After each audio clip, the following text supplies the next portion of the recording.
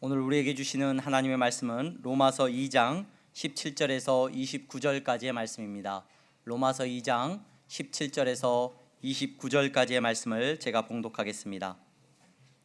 유대인이라 불리는 내가 율법을 의지하며 하나님을 자랑하며 율법의 교훈을 받아 하나님의 뜻을 알고 지극히 선한 것을 분간하며 맹인의 길을 인도하는 자요 어둠에 있는 자의 빛이요 율법에 있는 지식과 진리의 모본을 가진 자로서 어리석은 자의 교사요 어린아이의 선생이라고 스스로 믿으니 그러면 다른 사람을 가르치는 네가 네 자신은 가르치지 아니하느냐?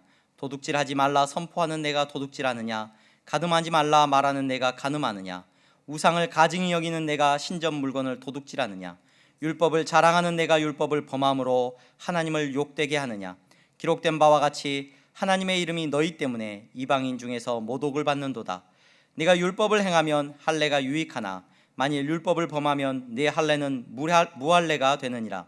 그런즉 무할례자가 율법의 규례를 지키면 그 무할례를 할례와 같이 여길 것이 아니냐. 또한 본래 무할례자가 율법을 온전히 지키면 율법 조문과 할례를 가지고 율법을 범하는 너를 정죄하지 아니하겠느냐. 무릇 표면적 유대인이 유대인이 아니요 표면적 육신의 할례가 할례가 아니니라. 오직 이면적 유대인이 유대인이며 할례는 마음에 할지니 영에 있고 율법 조문에 있지 아니한 것이라. 그 칭찬이 사람에게서가 아니요 다만 하나님에게서니라. 아멘. 아멘. 이 시간 샤론 찬양대 하나님 앞에 찬양하시겠습니다.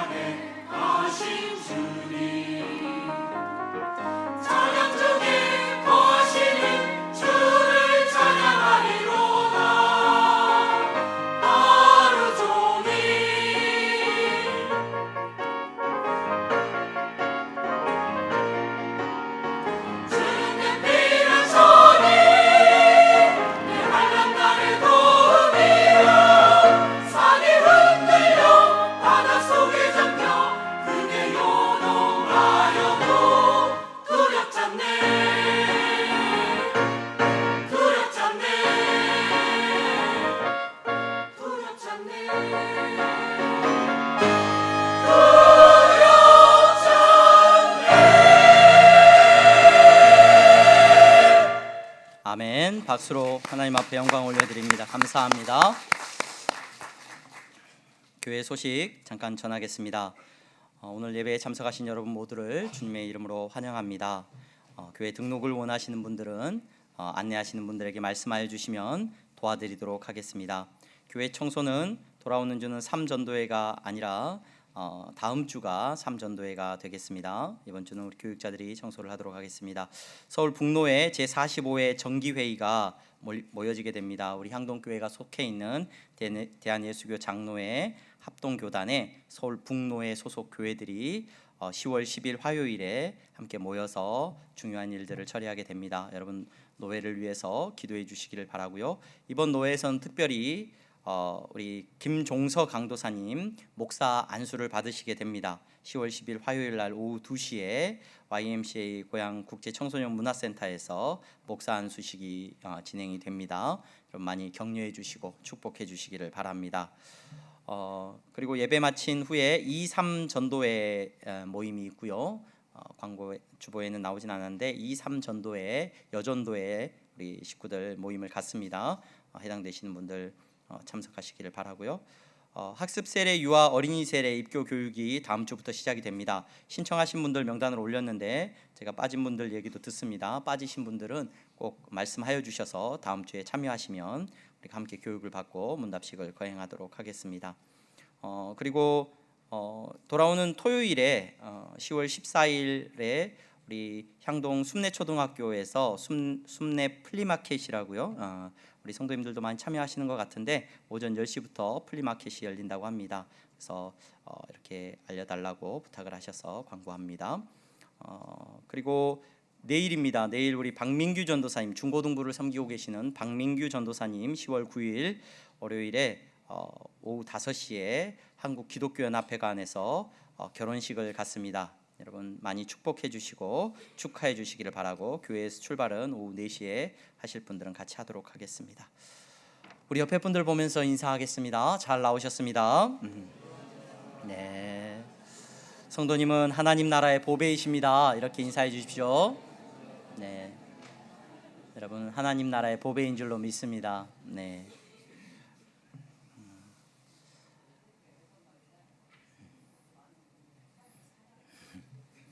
할 말이 많으십니다. 네. 어제 교회 앞에서 우리 장로님과 함께 꽃이 이제 많이 떨어져가는, 이제 교회 옆에 꽃이 이제 많이 져가는 걸 보면서 이런저런 얘기들을 나누고 있는데, 한 어린 아이가, 남자 아이가 종종 걸음으로 엄마를 막 쫓아가더라고요. 엄마는 우리가 이제 옆에 있어서 그랬는지 좀 빠른 걸음으로 앞으로 지나가고, 그 아이가 막 엄마를 쫓아갑니다. 쫓아가면서 엄마한테 물어봅니다. 그 아이가 엄마가 종종 걸음으로 가고 있으니까 뒤에서 아이가 막 쫓아가면서 엄마, 교회를 한번 힐끔 보더니 교회는 뭐 하는 데야? 엄마가 뭐라고 대답을 할까 궁금하더라고요. 그래서 쫓아가서 엄마가 뭐라고 대답을 하는지 듣고 싶은 마음이 있었는데, 엄마가 종종 걸음으로 저 앞으로 가는 바람에 뭐라고 대답을 하는지는 제가 못 들었습니다.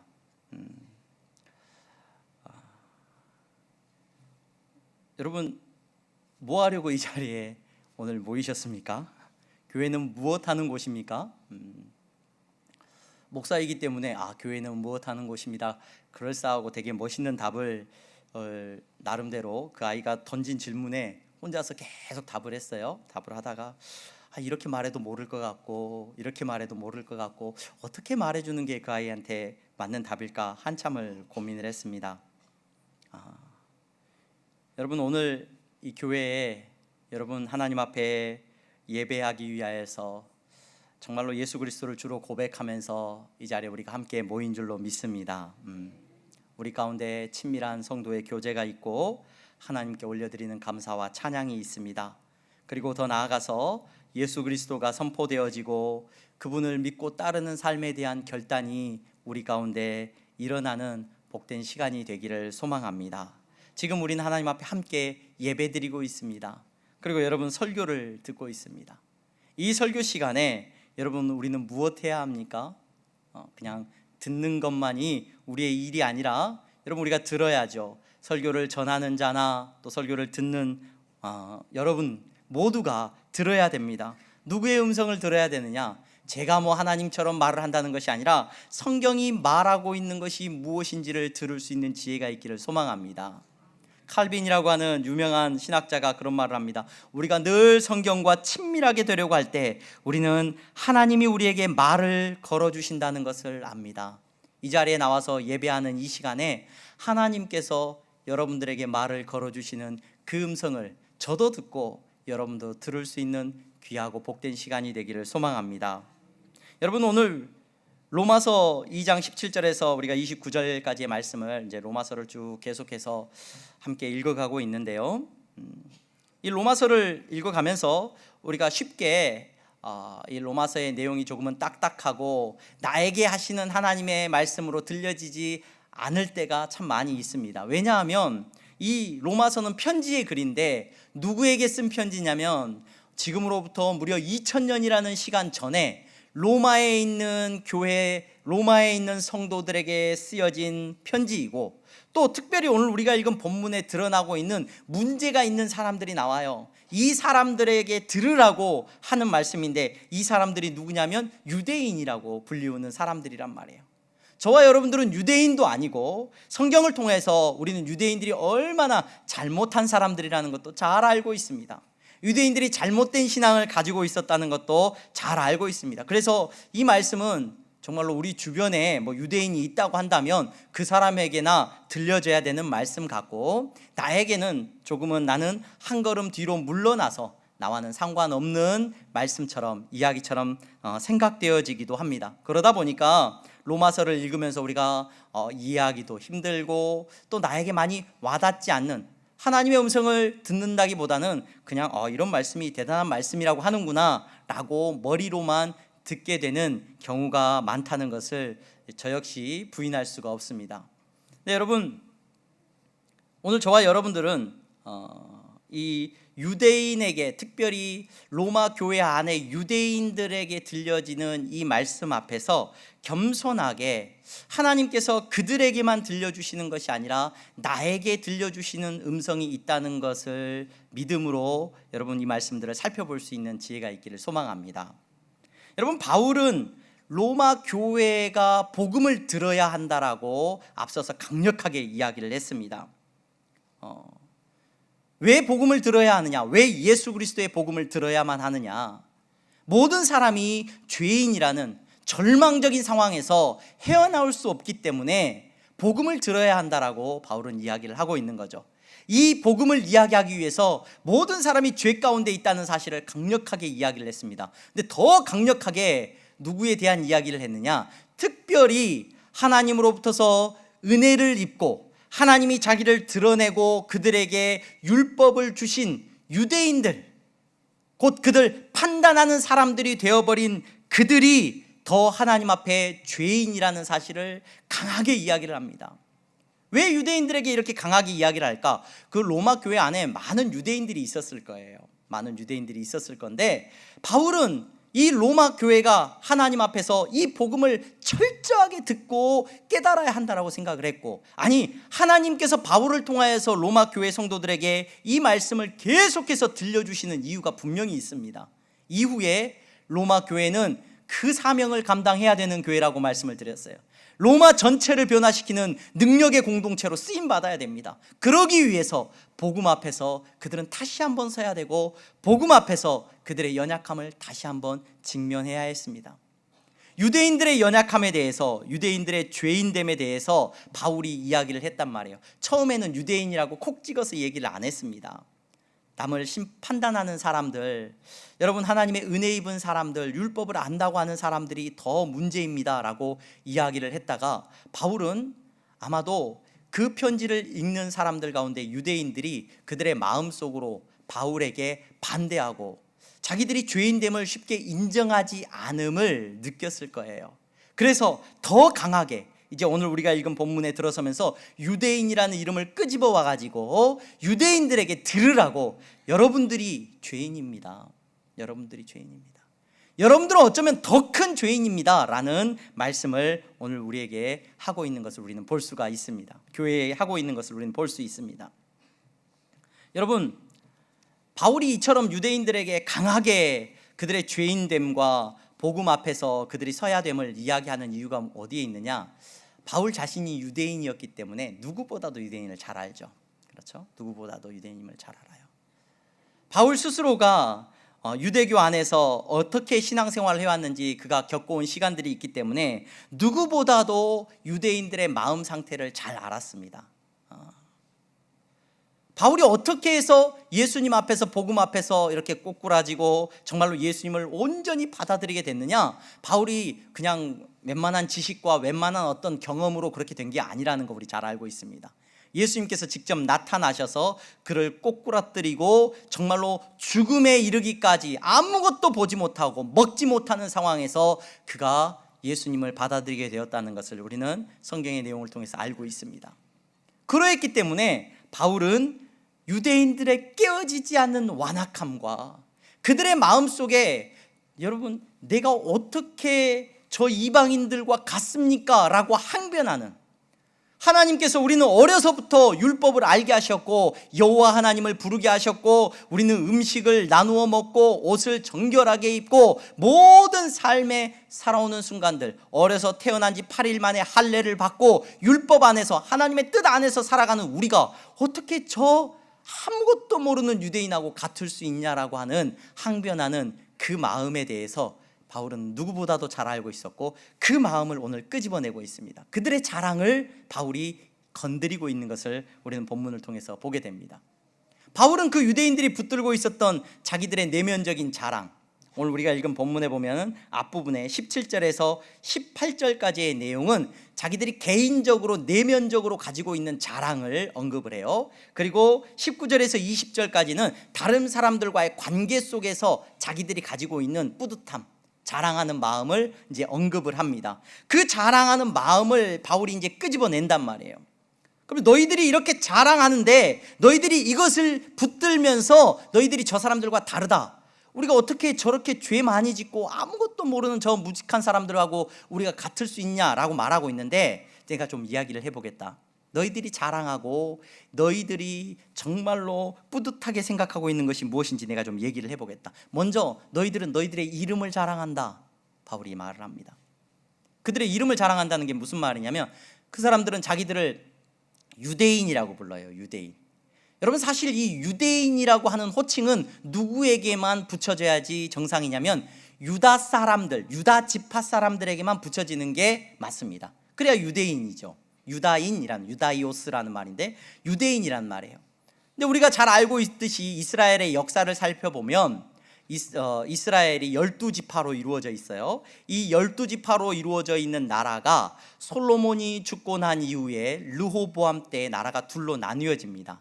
이때 나라가 둘로 나뉘어질 때 10개 지파의 대부분의 사람들은 유다지파, 곧 유다지파에서 누가 나왔냐면 다윗 왕이 태어났어요. 그래서 다윗 왕의 아들인 솔로몬, 그리고 솔로몬의 아들인 르호보암을 중심으로 예루살렘을 수도로 삼고 나라를 세웠는데, 나머지 10개 지파, 유다지파와 베냐민 지파를 제외한 다른 지파들은 이제 북이스라엘이란 나라로 떨어져 나갑니다. 우리는 더 이상 유다지파, 다윗하고 관계없다라고 하면서 나라를 나누어 버려요. 그리고 예루살렘을 중심으로 누구만 남아있냐면 유다지파와 베냐민 지파 사람들만 조금 남아있었습니다. 그리고 저 북이스라엘에는 나머지 10개 지파의 사람들이 이제 사는 거예요. 근데 이 북이스라엘이 하나님 앞에 범죄함으로 말미암아 결국 어떻게 됩니까? 아시리아라고 하는 나라에 의해서 완전히 멸망을 당합니다. 그때 아시리아라고 하는 나라는 정책적으로 그 어떤 점령국이 생기면 그 나라에 살고 있는 사람들을 그 땅에서 살도록 내버려 두지 않았어요. 그래서 그 땅에 살고 있는 사람들을 자기들이 점령하고 있는 이 모든 지역에 다 흩어버립니다. 그래서 그 북이스라엘의 사마리아에 살고 있었던 사람들을 다 아시리아 곳곳으로 흩어버렸어요. 그리고 그 땅에는 누구를 데리고 왔냐면 다른 지역에서 점령했던 사람들을 또 데리고 와가지고 그 땅에 살도록 만들었습니다. 그러니까 이스라엘이라고 하는 이름은 남아있었던 땅이지만 그 땅에는 전혀 이스라엘과는 상관없는 사람들이, 이방인들이 살게 된 거예요.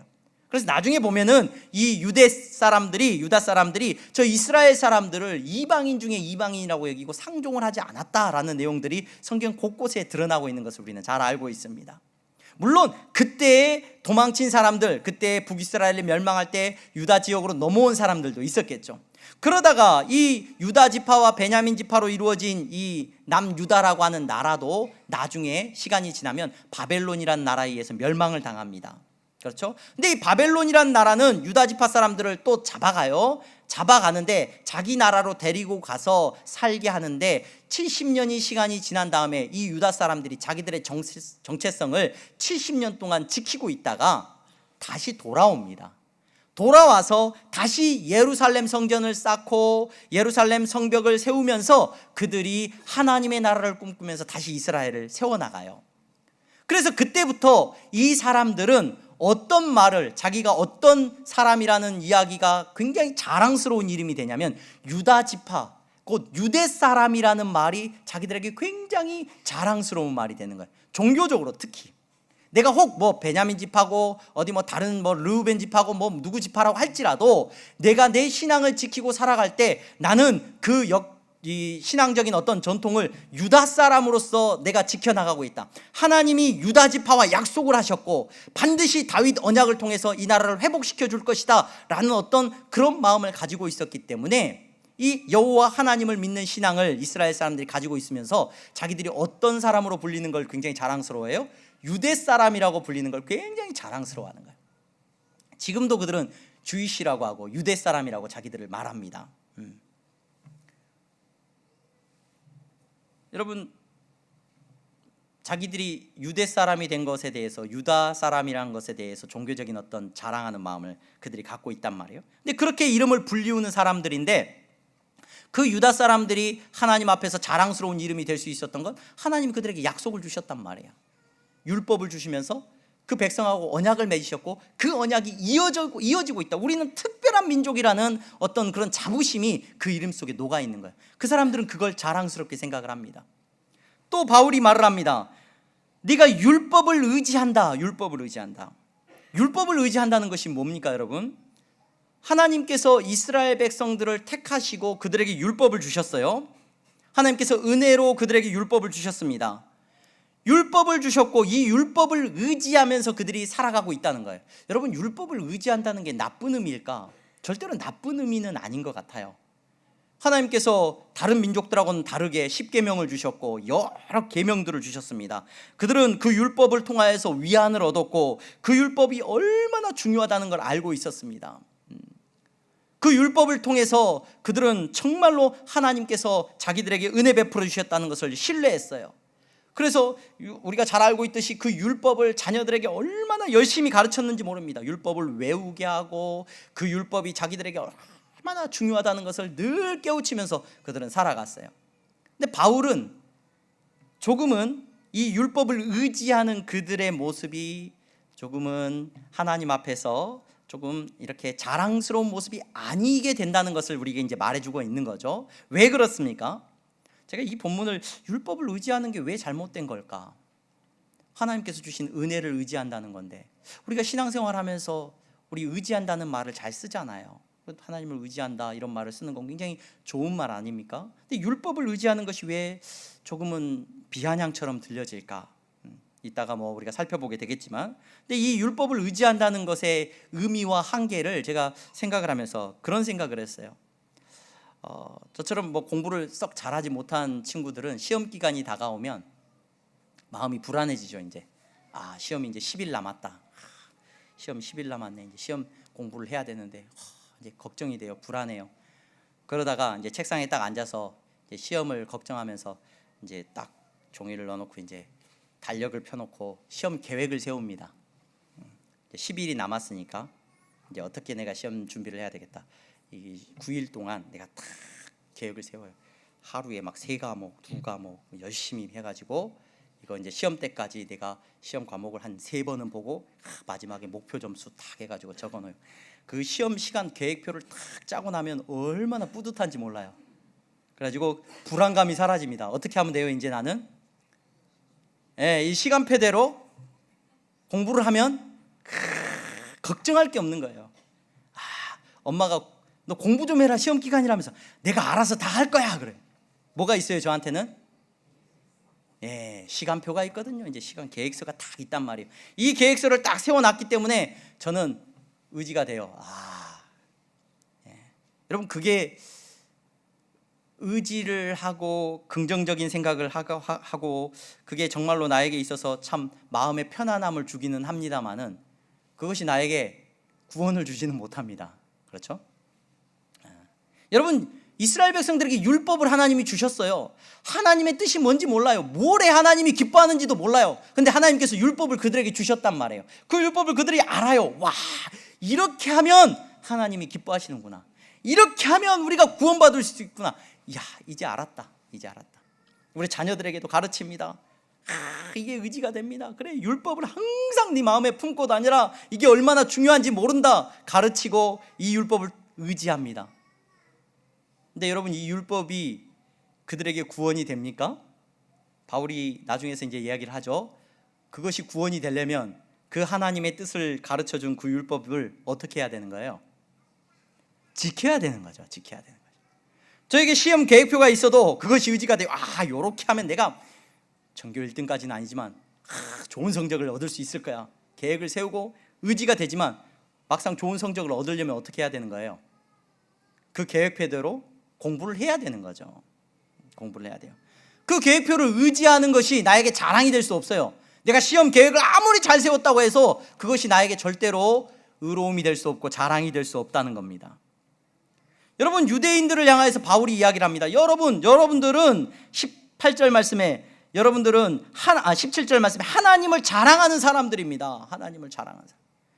여러분, 우리가 사회적으로 누군가를 안다라고 했을 때 얼마나 우리가 자랑하면서 삽니까?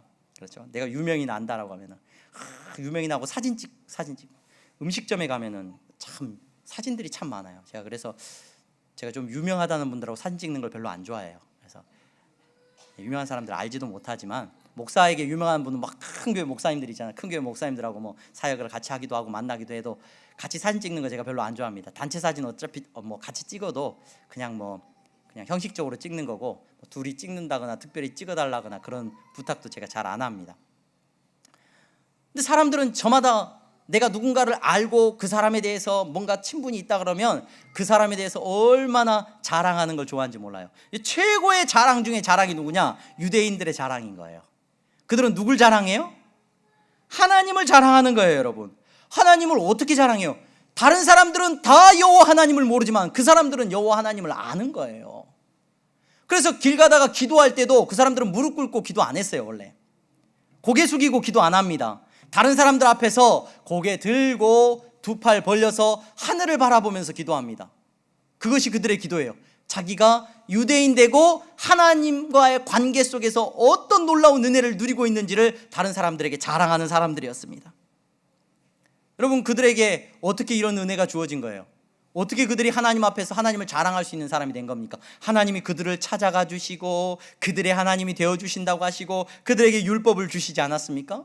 그 율법을 통하여서 그들은 하나님 앞에서 회개하는 법을 배웠고 하나님 앞에 기도하는 법을 배웠어요.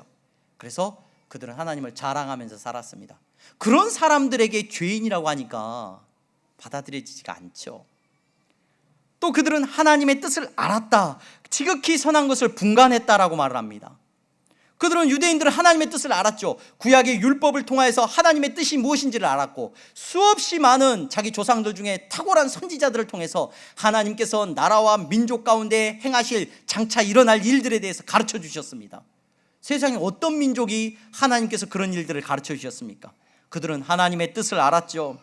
하나님의 계획도 알았습니다. 그들은 선한 것이 무엇인지도 알았습니다.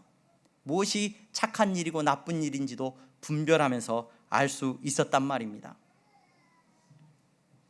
여러분, 이후에 19절에서 20절까지의 말씀을 보면 다른 사람에 대해서도 그들은 그렇게 뿌듯하고 자랑스러운 마음이 있어요.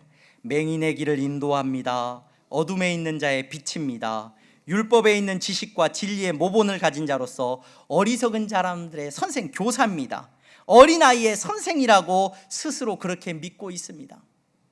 여러분, 이것이 그들이 가지고 있었던 자랑스러운 뿌듯함인데 오늘 바울은 그들을 향해서 뭐라고 말하는 거예요? 너희들이 더 죄인이다 라고 말을 하는 겁니다. 왜 더 죄인이 돼버리는 겁니까? 왜? 그 사람들이 오늘 이 말씀, 이 자랑스러움을 가지려고 이 자랑스러움을 그들이 붙들고 살아가는데 이 자랑스러움이 빛을 발하려면 반드시 조건이 하나 있는 거예요. 그거는 뭐예요?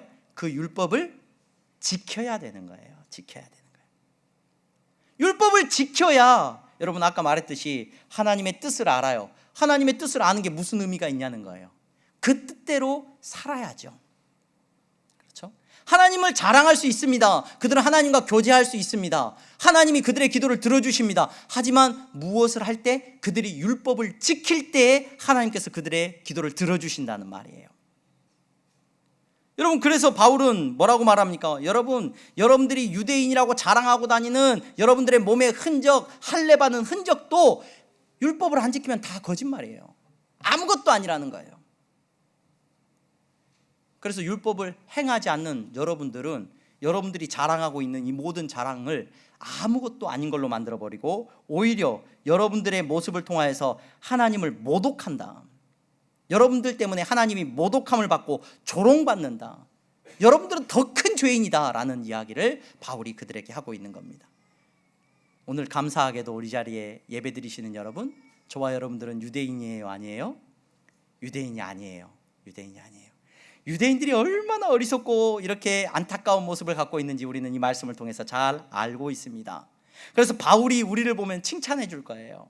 우리는 누굴 믿어요? 율법을 믿고 의지하는 것이 아니라 우리는 말하는 것처럼, 바울이 말하고 있는 것처럼 예수님을 믿고 의지하는 사람들이에요. 우리와는 상관없는 그런 말씀들인 것 같아요. 혹 지금 이스라엘과 팔레스타인이 전쟁이 났습니다. 그래서 아침에 어제부터 뉴스를 보는데 굉장히 마음이 아픕니다. 그곳에 살고 있는 지인들이나 이런 친구들한테 연락을 해봐야 되나 하는 마음도 들 정도로 심각한 전쟁이 났는데, 유대인들, 그 이스라엘 사람들이 우리와는 상관이 없기 때문에 그 친구들한테 이 말씀을 좀 들으라고 좀 가르쳐주고 싶은데, 그러면 그 전쟁과 같은 상황에서들도 자기들이 정말로 뭘 잘못했는지 좀 알고 정말로 팔레스타인 사람들과 좀 평화를 이루면서 살 수 있을 텐데 하는 마음도 있습니다. 근데 여러분, 이 말씀을 준비하면서 또 여러분들에게 이 말씀을 전하면서 하나님께서는 누구에게 말씀하기를 원하셔요? 저와 여러분들에게 듣기를 원하시는 줄로 믿습니다. 이 말씀이 그 멀리 지금 전쟁하고 있는 그 땅의 사람들, 이스라엘 사람들에게 들려질 말씀이 아니라 오늘 예배하는 여러분들과 저에게 들려주신 하나님의 음성인 줄로 믿습니다. 여러분, 유대인들과 우리가 비슷한 게 있어요. 뭐가 비슷하냐?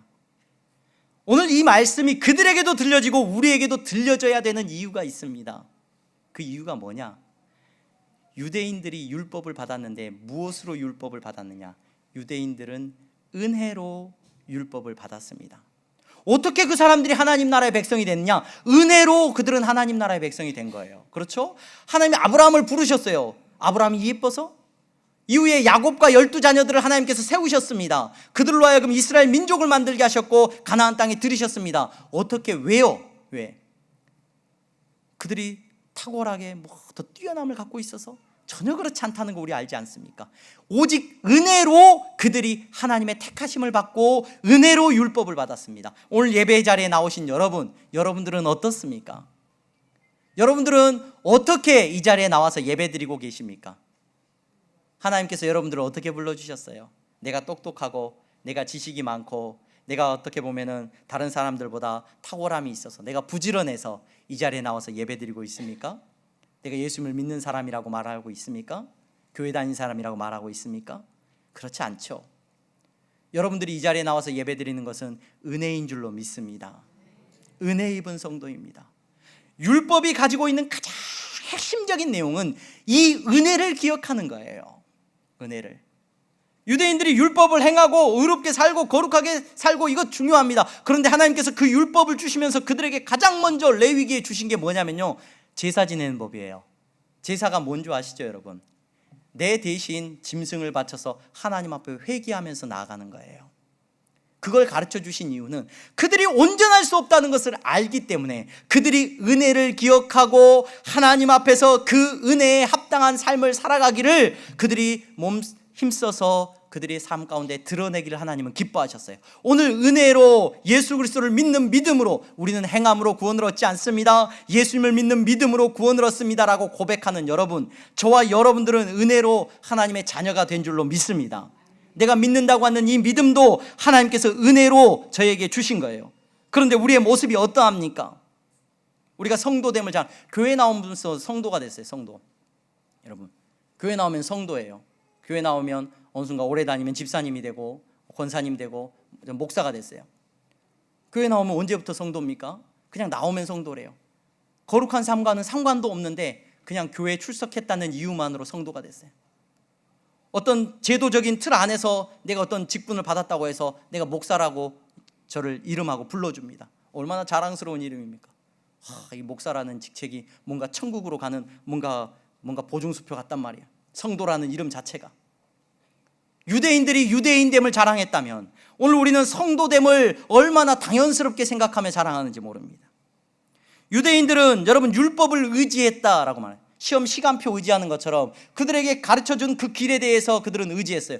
여러분, 우리가 교회에 나와서 무엇을 의지합니까? 야, 예수님 믿으면 구원받지, 예수님을 믿고 예수님을 의지하면 구원받지, 이거 다 알아요. 다 알아. 모르는 사람이 없어요. 그래서 그걸 알고 우리는 의지를 받아요. 의지합니다. 그래, 예수 믿으면 구원받아, 예수 믿으면 구원받아. 예수를 안 믿어요. 안 믿어요. 예수를 믿는 믿음은 별개의 문제라는 겁니다. 예수님을 믿는다, 예수님을 의지한다라는 말을 얼마나 잘 쓰는지 몰라요. 근데 거기에는 어떤 의미도 없습니다. 여러분, 예수님을 믿는다는 게 뭡니까? 여러분, 율법을 믿고 의지한다는 게 뭡니까? 그들이 율법을 행하지 않으면 그거 다 거짓말이라니까. 아무 의미도 없는 거예요. 시험 시간표 계획 아무리 잘 세워봐도 성적 안 나옵니다. 예수님을 믿으면 구원받는다는 사실 아무리 알아도 여러분, 내 마음으로 예수님을 주로 고백하지 않으면, 여러분, 그분이 내 삶의 주인 되지 않으시면 아무 일도 안 일어납니다. 여러분, 하나님을 자랑합니다. 우리 어떻습니까? 삶 속에서 우리가 기도합니다. 하나님이 내 기도를 다 들어주십니다. 우리는 하나님 앞에 기도할 수 있는 사람이라고 말을 합니다. 우리는 얼마나 열심히 기도하는지 모릅니다. 얼마나 능력의 사람들인지 모릅니다. 하나님 이야기를 얼마나 많이 하는지 모릅니다. 하나님께서 복 주셨다는 자랑을 얼마나 하는지 모릅니다.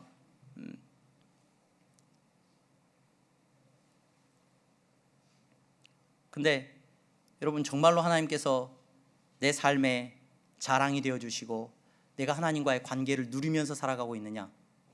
전혀 그렇지 않죠. 하나님의 뜻을 알았습니다. 여러분, 구약의 지금 이스라엘 사람들이나 유대인들은 하나님의 뜻을 알았어요. 율법을 통해서 하나님의 뜻을 알았습니다. 여러분, 우리는 신앙생활하면서 성경을 붙들고 신앙생활합니다. 이 성경책을 가지고 하나님 앞에 나아갑니다. 신구약 말씀 66권을 주셔서 우리는 성경을 통해서 하나님의 뜻을 알고 지극히 선한 것을 분간합니다. 하나님이 무엇을 기뻐하시는지 우리 다 압니다. 이 자리에 예배드리시는 여러분, 하나님께, 예수님께서 여러분들에게 무엇을 말씀하셨는지 우리 잘 알고 있지 않습니까? 하나님을 사랑하라, 내 이웃을 사랑하라. 우리 그거 모르는 사람 누가 있습니까? 그게 우리의 자랑이 되었지 않습니까? 성경 많이 알고 성경에 대한 지식도 갖고 있고 우리는 그렇게 탁월함을 갖고 있다라고 자랑하고 있지는 않습니까? 상대적으로 우리는 또 얼마나 또 자랑하고 있습니까? 우리 기도할 때 그렇게 기도하지 않습니까? 하나님, 빛과 소금의 역할을 잘 감당하게 해주십시오. 유대인들이 자랑했던 것처럼 맹인의 길을 인도하고 어둠에 있는 자의 빛이고 어리석은 자의 교사고 어린아이의 선생이라고 그들이 믿고 자랑했는데, 우리 여러분 얼마나 빛과 소금이라고 말하는 걸 좋아합니까? 그리고 여러분, 사람들에게 얼마나 우리가 가르치기를 좋아합니까? 교회 다니는 사람만큼 말 잘하는 사람 없죠. 네. 유대인들은 자기들이 믿고 의지했던, 자랑했던 그 율법을 하나님 앞에서 행하지 않음으로 말미암아 하나님 앞에 더 큰 죄인이라고 오늘 바울은 지적하고 있는 것을 우리는 보게 됩니다. 그들은 은혜를 받았는데 그 은혜를 잊어버리고 살았기 때문에 그들은 더 큰 죄인이 되는 거죠. 여러분, 우리는 어떻습니까? 우리도 은혜로 부름받지 않았습니까? 은혜로 복음에 대한 소식을 듣지 않았습니까? 은혜로 우리가 예수 그리스도를 믿으면 구원받는다는 사실을 알고 있지 않습니까?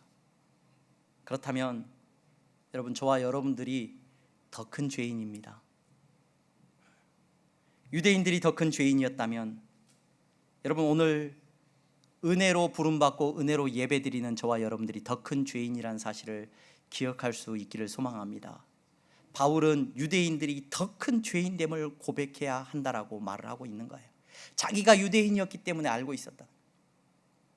오늘 예배의 자리에 나오신 여러분들이 조금 더 선하고 여러분들이 조금 더 의로운 사람들이 아니라 어려서부터 신앙생활한 여러분들이 더 큰 죄인입니다. 예수님 믿으면 구원받는다는 사실을 알면서 아직까지 안 믿고 있으니 여러분 더 큰 죄인이죠. 더 큰 죄인이죠. 예수님을 믿고 그분이 내 삶의 주인 되셔야 우리가 살 수 있다는 걸 알면서도 우리는 그렇게 받아들이는 것을 원하지 않으니 여러분 우리가 더 큰 죄인이라는 겁니다. 우리는 더 큰 은혜가 필요한 사람들이라는 겁니다. 세상의 사람들은 모르니까 교회가 뭐 하는 데예요, 엄마? 교회가 뭐 하는데? 모르니까. 그러나 우리는 알지 않습니까? 예수님을 믿고 예수님이 걸어가신 그 길을 우리가 걸어가야 된다는 거 우리 알고 있지 않습니까? 가끔 뉴스를 보면 판사들이 판결을 내릴 때 이렇게 판결 이렇게 해서 무슨 판결을 내리게 됐습니다라는 내용의 기사들을 읽다 보면 알고 이 사람은 범죄를 저질렀기 때문에 더 큰 형량을 받아야 됩니다. 이 사람은 잘 몰랐기 때문에 그렇지 않습니다. 이렇게 이야기하는 것들을 볼 수가 있어요. 여러분 그런 의미에서 오늘 이 목사가 가장 큰 죄인이고 성경을 그렇게 여러분들에게 말하고 있는 제가 가장 큰 죄인이고 어쩌면 3대 4대 믿음의 전통을 가지고 오랫동안 어려서부터 신앙생활 하신 여러분들이 가장 큰 죄인입니다. 이 사실을 여러분 기억하시기를 바랍니다. 이 사실을 바울은 성도들이 기억해야 된다라고 말하고 있습니다. 왠 줄 아십니까 여러분? 로마 교회는 하나님께 주신 사명을 앞으로 감당해야 돼요. 근데 위선자나 가짜는 그 일을 감당 못하거든요. 고난이 찾아오면 다 넘어가 버리거든요. 키질을 해서 바람이 불면 껍데기는 다 날아가 버릴 거거든요. 하지만 껍데기가 무슨 능력이 있어서 생명을 낳고 싹이 나겠습니까? 여러분 로마 교회는 지금 날아가면 안 됩니다. 로마 교회는 진짜 복음을 경험해야 되고 그 로마 교회에 있는 유대인들이 껍데기만 붙들고 있으면 안 되기 때문에 바울은 안타까운 심정으로 그들에게 말하고 있는 겁니다. 여러분 진짜 여러분들의 마음에 할례를 받으시기를 바랍니다.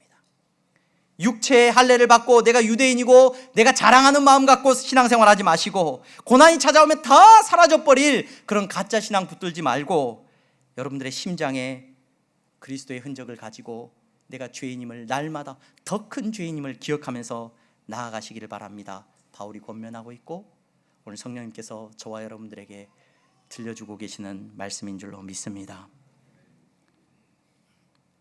향동에 세워진 이 향동교회가 답해 주어야 됩니다. 교회는 뭐 하는 데예요? 여러분들의 삶으로 답해 줄 수 있기를 주님의 이름으로 축원합니다. 복음을 가지고 살아가는 여러분들의 삶으로 교회가 무엇하는 곳인지 보여줄 수 있는 여러분들이 되시기를 주님의 이름으로 축원합니다. 로마의 교회가 그 복음을 듣고 아파하면서 자기들의 죄인됨을 꾸짖는 그 말씀 앞에서 꼬꾸라지고 회개할 때 하나님께서 그 초라한 사람들을 통하여서 로마를 뒤집어 엎으시고 오늘 전 세계에 그리스도의 복음을 전하는 일 가운데 쓰신 것처럼 우리 향동교회 성도 여러분, 여러분들의 삶과 여러분들의 믿음을 통하여서 이 향동 지역이 더 나아가서 이 나라 이 민족이 저 북한 땅이 다시 오실 예수 그리스도 앞에서 온전히 하나님 앞에 나아가는 그런 놀라운 역사가 일어나기를 주님의 이름으로 축원합니다. 기도하겠습니다. 거룩하신 하나님 감사합니다. 우리가 더 큰 죄인입니다. 목사가 더 큰 죄인이고 하나님 교회 오래 다닌 내가 그 은혜를 알고 있는 내가 더 큰 죄인입니다.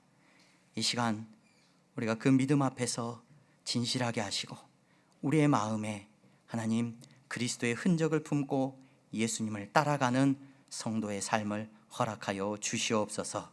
예수 그리스도의 이름으로 기도하옵나이다. 아멘.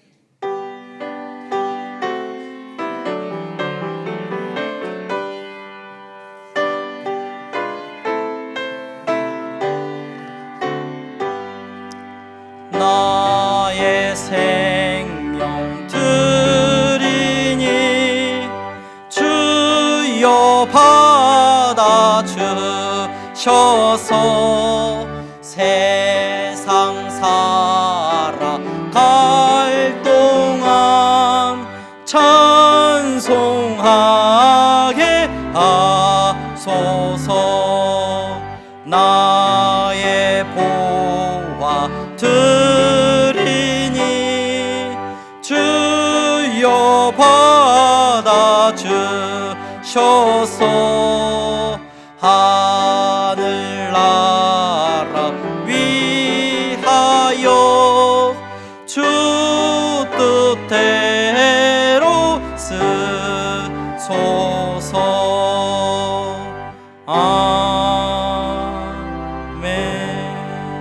아멘. 하나님 감사합니다. 사랑하는 성도들이 이 시간 하나님 앞에 은혜로 예배의 자리에 나아가게 하시고 또 이 시간에 믿음으로 11조의 예물과 감사의 예물을 드리게 하시니 감사합니다. 주님, 저들이 드리는 이 예물이 저들의 믿음의 고백이 되게 하여 주시옵소서. 저들이 자랑하고 붙들고 있는 헛된 것에 대한 고백이 아니라 하나님, 정말로 예수님이 나의 주인 되어 주십니다. 고백하는 그 믿음으로 드리는 정직한 11조가 되게 하시고 감사의 예물이 되게 하여 주시옵소서. 그래야 해서 하나님, 저들이 머무는 곳에 하나님의 능력이 나타나기를 원합니다. 그리스도의 사랑이 나타나기를 원합니다. 저들이 가는 곳마다, 저들이 거하는 곳마다 하나님께서 함께 하심의 은혜가 나타나게 하여 주셔서 주변의 많은 사람들이 저들을 통해서 함께 구원받는 역사를 누리게 하여 주시옵소서. 하나님, 경제적으로 어려움 가운데 있고 정말로 저들의 생업 가운데 힘든 일을 겪고 있는 성도들이 있습니다. 하나님, 더 큰 위로와 축복을 허락하여 주시옵소서. 선교의 예물을 드립니다. 땅끝까지 복음이 전해지기를 원합니다. 장학헌금을 드립니다. 우리의 다음 세대가 믿음의 세대로 세워지기를 원합니다. 건축헌금을 드립니다. 이곳에 세운 교회가 하나님 믿음의 공동체로 날마다 세워지어 나가게 하시고 성장하게 하여 주시옵소서. 주님, 드리고 싶으나 드릴 것이 없어서 울고 있는 성도가 있다면 더 큰 위로와 축복을 허락하여 주시옵소서. 예수 그리스도의 이름으로 기도하옵나이다. 아멘. 다 함께 일어나서 찬양하겠습니다.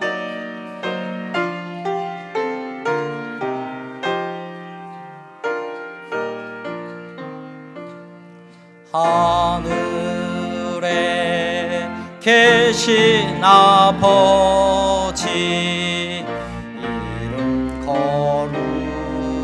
거룩하사 주님 나라 임하시고 뜻이 이루어지이다. 일용할 양식 주시고 우리들의 큰 죄 다 용서하옵시고 또 시험에 들게 마시고 악에서 구원하소서. 대개 주의 나라 주의 권세 주의 영광 영원히